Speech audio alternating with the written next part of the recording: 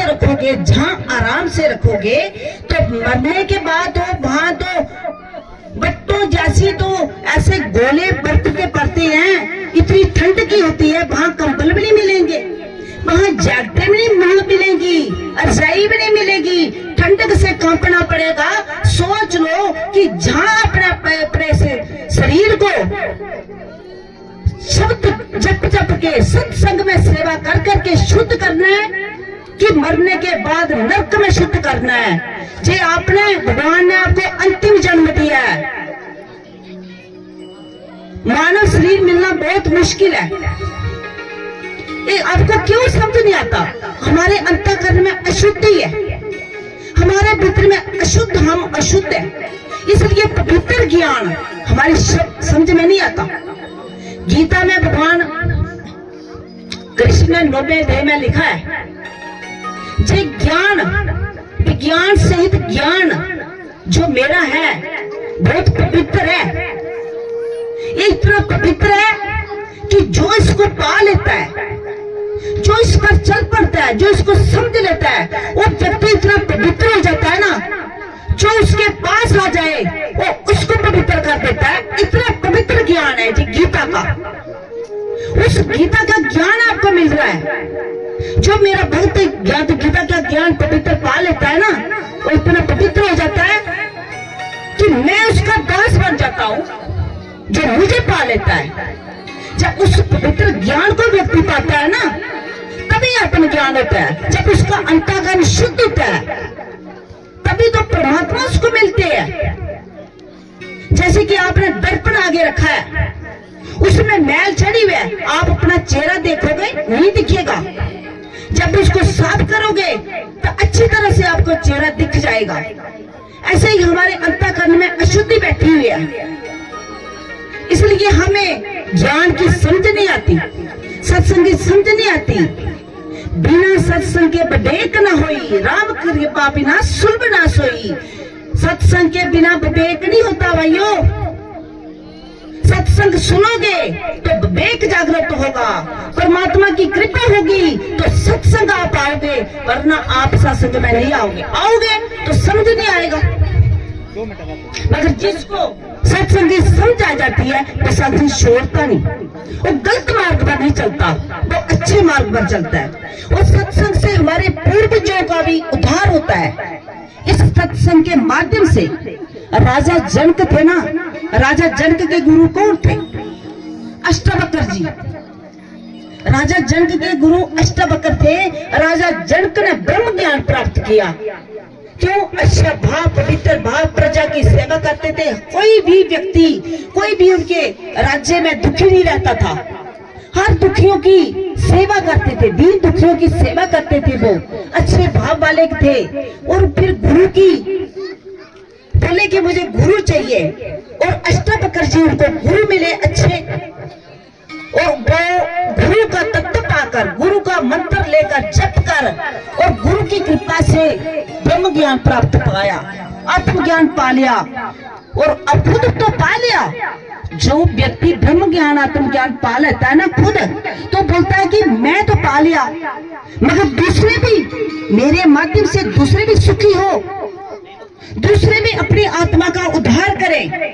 वो दूसरे के लिए भी करता है। जे नहीं कि मैं पा लिया था मैं बैठ जाऊं बस, नहीं, दूसरे के लिए जीता है। क्यों? क्योंकि परमात्मा का भाव, उसका भाव एक हो जाता है कि परमात्मा पूरे संसार, माँ भक्ति पूरे संसार का संचालन कर रही है, सभी की देखभाल कर रही है, उनको क्या जरूरत है? मगर नहीं, हम उनके बच्चे। ऐसे ही कि जो जब आत्मज्ञान, ब्रह्म ज्ञान पा लेता है ना, वो बोलता कि अभी मैंने तो पा लिया, मगर दूसरे भी पाए, उनका भी भला हो। तो दूसरे व्यक्ति की वाली हर प्राणी का भला करना चाहते हैं। तो एक दिन उन्होंने अष्टावक्र गुरु जी को अपने को बुलाया और सत्संग रचाया। जैसे जहां हो रहा है ना कि हम सत्संग कराएंगे गुरु जी, सभी लोगों का उद्धार होगा। लोग बहुत दुखी है, लोग अज्ञानी है, लोगों को समझ नहीं है, लोगों को बस खाना पीना मौज मस्ती मारने संसार में आए, खाए पिए चल गए, संसार से। कहाँ जाना है पता नहीं, कहाँ से आए कोई पता नहीं। तो व्यक्ति होने का लक्ष्य क्या है? जिसको अपना पता ही नहीं, जिसको अपना पता ही नहीं। अपना ही पता है, मेरा घर रामनगर है, मेरा घर उधमपुर जम्मू, मेरा घर उस ग्राम है, उस ये पता नहीं। असली पता होना चाहिए कि मैं कहाँ से आया, कहाँ में जाना है। जब तक वो पता नहीं है, कई डिग्रियां पालो, कई उपलब्धियां पालो, जीरो की जीरो है। जब वो पा लिया तो सब कुछ पा लिया। अनपढ़ भी पढ़ा लिखा हो जाता है। तो राजा जनक ने अपने गुरु जी को बुलाया और सत्संग रखा, सत्संग रखा। तो बहुत सारे लोगों को बुलवाया, जैसे कि हम लोगों ने सेवादारों ने सभी को बुलाया था। मगर जिस पर कृपा होगी वो आएंगे, जिस पर नहीं होगी वो नहीं आएंगे।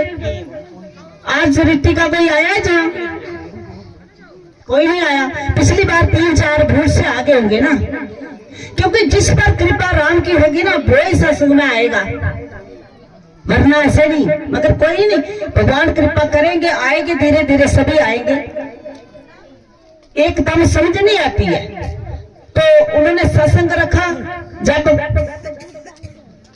सभी लोग सत्संग में आए, बैठे, गुरु जी का सत्संग सुन रहे थे, तो एक सांप आ गया। देखो, जहां इस जगह में कोई जीव जंतु जो भी होगा ना, उसका भी कल्याण होगा। तो एक सांप आया, तो सभी लोग बोलने लगे सांप सांप सांप आ गया। अष्टवक्र जी बोलने लगे चुप कर बैठ जाओ, ये सांप नहीं है, मैं इसको जानता हूँ, आप बैठ जाओ, आपको कुछ नहीं करेगा। तो जहाँ अष्टवक्र जी कथा कर रहे थे, सत्संग कर रहे थे, उनके पास नीचे बैठ गया कुंडली लगाकर और ध्यान से अष्टवक्र जी के वचन सुनते रहे। वो सांप सुनता रहा और जब 2-3 दिन सत्संग लगातार सुनते रहा वो सांप, और अंत दिन, लास्ट दिन के दिन जैसे वो वचन बोल रहे थे अष्टवक्र जी, तो सांप अपनी जो फन अपना मुंह पूरा पटके, पृथ्वी पर पटके, बार बार पृथ्वी पर मुंह पटके, और पटकने पर पटकते पटकते पूरा खून हो गया। और उन्होंने ऐसे पटकते पटकते अपने प्राण त्याग दिए, सत्संग में प्राण त्याग दिए सांप में। अभी वो सत्संग सुना था हृदय से, गहराई से। अभी अष्टवक्र जी बोलने लगे दिव्य ज्योति जब प्रकट होगी सांप की, तो दिव्य ज्योति अष्टवक्र जी के पास खड़ी हो गई। तो अष्टवक्र जी बोलने लगे मैं आपको जानता हूं, मगर जे लोग नहीं जानते, जो लोग सत्संग में बैठे हैं ना, जे नहीं जानते, इन लोगों को अपना उद्देश्य बताओ, किस कारण से आप सांप बने और आप कौन हो? उन्होंने बोला गुरु जी ठीक है। उन लोगों को सभी को बताने लगे कि मैं एक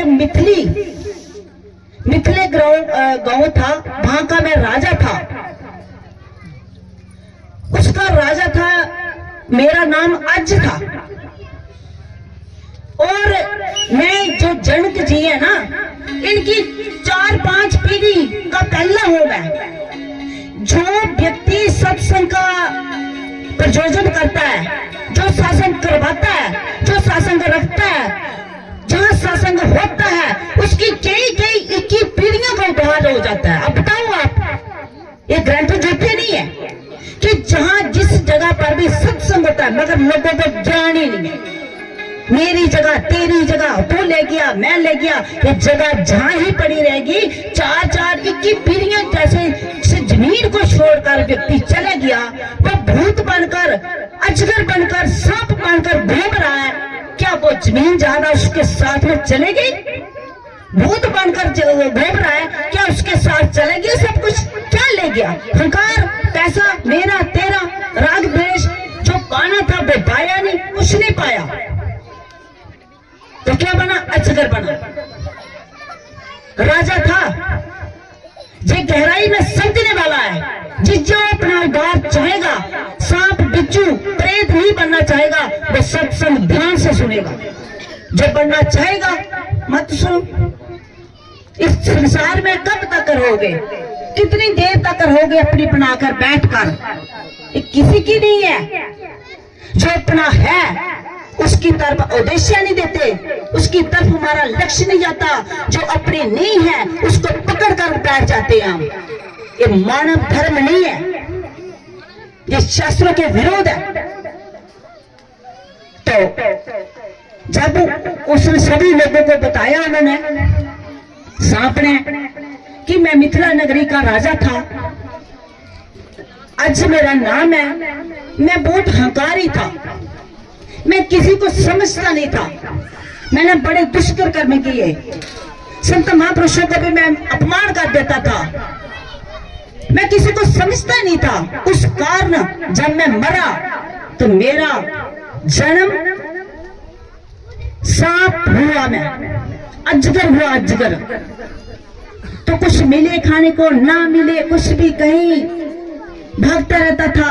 और फिर मेरा एक सर्पणी के गर्भ से जब अंडे से मैं बच्चा निकला तो सर्पणी ने कुछ खा दिए, कुछ बच गया। और मैं ऐसे कई जन्म मैंने गुआए।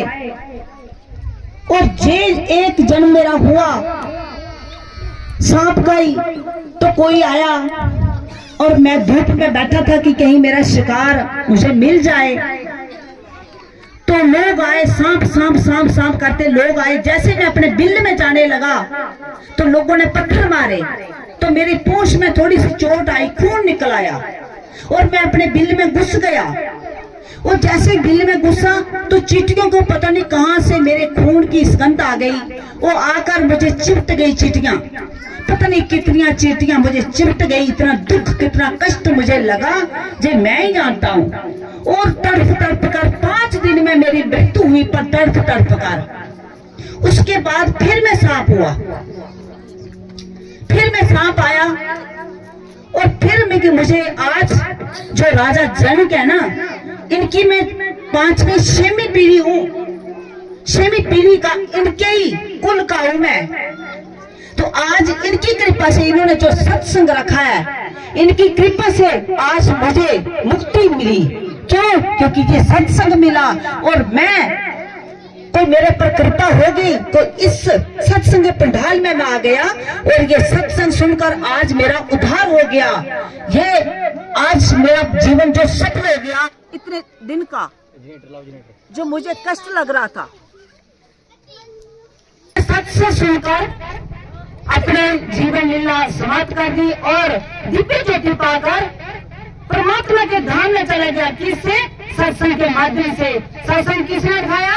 राजा जनक ने। उसके जो कुल का था, उसने अपने राजा जनक को कितना पुण्य मिला कि उन्होंने अपने पूर्वजों का उद्धार किया।